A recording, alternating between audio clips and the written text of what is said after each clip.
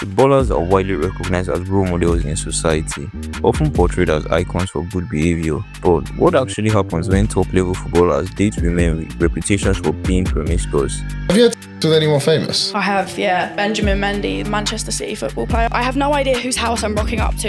Mendy's in there, they're all drunk. When he grabbed me, took me into Mahrez's toilet, started me. I was like, oh, okay, I know what I'm here for. The kind of women Instagram knows on a first name basis, the women who have serious difficulty remaining faithful to one partner, the kind of women we could also call socially active. How many bodies you got? It's over 20, over 30. She said that's nothing. Hey, yo. I need season left. How many you got? A lot. Like, probably over like 500. 500? But less than 1,000. Okay, all right. You got a problem with that? No. You would not one like me? I don't judge. Okay. To understand how footballers even end up dating promiscuous women in the first place, we need to look at what goes on in their social circles. When you're a footballer, you are rich, famous, $1 million contracts, fast cars, big house. Nothing you do is ever really regular. You are living the life an average working man can only dream of. So when it comes to dating women, you'd most likely have access to the most beautiful women in the city. The kind of women it takes more than a 9-to-5 regular job to get. For some of these women, they do have a regular travel life of home, work, school, family or friends. For others, they are more extroverted, regularly outside, always making new friends, networking, building connections and socializing. But there's the ones who have taken socializing a little too far. These ones know every club promoter by name, they know when a top level celebrity will be in town. They also have a reputation for being promiscuous, often being seen with different men on different nights. Some are adult content creators specializing in spicy content, while others are just out and about for the love of the game.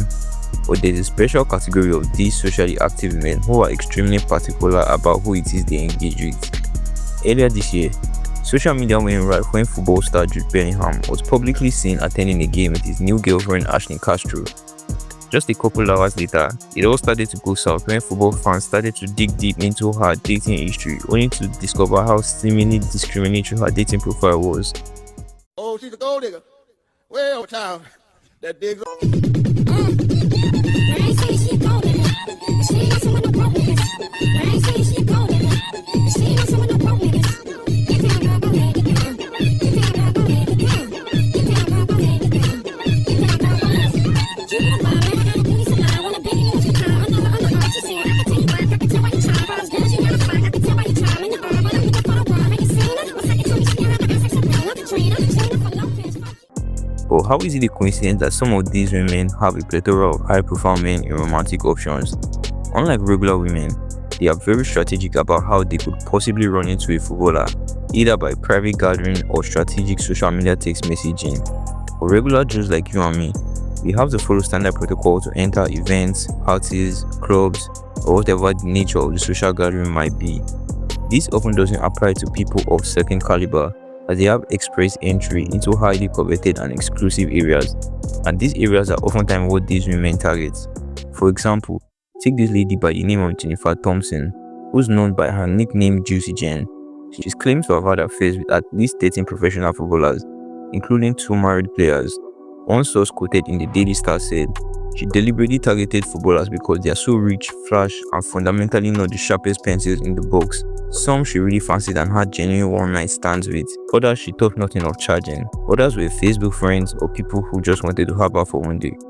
One of her victims was Ben Rooney, who she claimed had slept with her 7 times in 4 months, while his wife Colleen was pregnant with their first child. As well as discussing Rooney, she claimed to have enjoyed a 6-week fling with Mario Balotelli, who she infamously claimed was better in bed than Rooney. I'd give him a 9.5 out of 10 for the. She said at the time, Mario is funny, intelligent, and a gentleman in the bedroom. She's a brilliant kisser. But a lot of times, it's not just that these women are strategically positioning themselves. Sometimes the footballers are actively seeking out these kinds of women. Sometime last year, Chelsea FC's Nicola Jackson came under fire after being exposed by an adult actress known as Astrid Waite, who is also reputable in the UK for being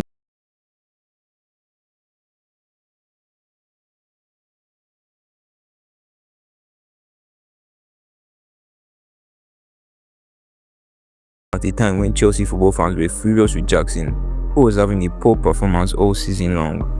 I would have showed the stream, but it was literally a black screen. I think that sounds like a good deal. Nah, it's not a good deal. It's not a good deal. I would do for myself, not for you, not to get, not to. I have to. I know I will, so You will win, so you know you'll win. yeah. So Okay, that's why. maybe you need a little motivation. Yeah, I need a motivation tonight. Okay, right this second. Yeah. Okay, right, well I'll let you go then and I'll chat to you on Snapchat. Okay. But how crazy does it get when these meetups happen? A couple of months ago, this adult actress by the name of Alina Rose appeared on the podcast to talk about her very questionable relationship with footballer Benjamin Mendy. This podcast interview came out at a time when Mendy was dealing with SA allegations, and her talking about their relationship wasn't helping matters. Alina Rose is a promiscuous woman known to have had over 200 partners, as she also stated in the podcast, and was obviously looking to add Mendy to the account. Have you had with anyone famous? I have, yeah. Benjamin Mendy, Manchester City football player, who sent his driver to come pick me up. Got there, it's Riyad Mahrez's Eid party. I have no idea whose house I'm rocking up to. I got inside, his whole family is there. Mendy's in there, they're all drunk. I was literally not dressed for a family gathering. Eventually, Mendy takes me away and he starts speaking to me, and I'm like, hi, nice to finally speak to you. He's like, I'm really sorry that this is the situation. I'm like, did you not know that you were going to be at this party before you invited me down on this day? He obviously did, but when he grabbed me, took me into Mahrez's toilet, started me, I was like, oh, okay, I know what I'm here for then. Eventually, we ended up going back to his like manager or something like that. Got the NOS canisters out. He was like filming all his friends while he was me up the like, I was enjoying myself, don't get me wrong. I was drunk, I was very much party to it, but it was a very strange experience. You can check out the podcast later, but she goes on and on about how that was the first time they ever met and how Mendy had never even said a word to her in person as he jumped straight into action with her. Although she doesn't classify it as being violated in any way, it just shows what these women let high-profile men get away with, which they usually wouldn't let regular men get away with under normal circumstances. But in Mendy's case, he was aware of what was going on. We can't say the same for Ronaldo Luis Nazario.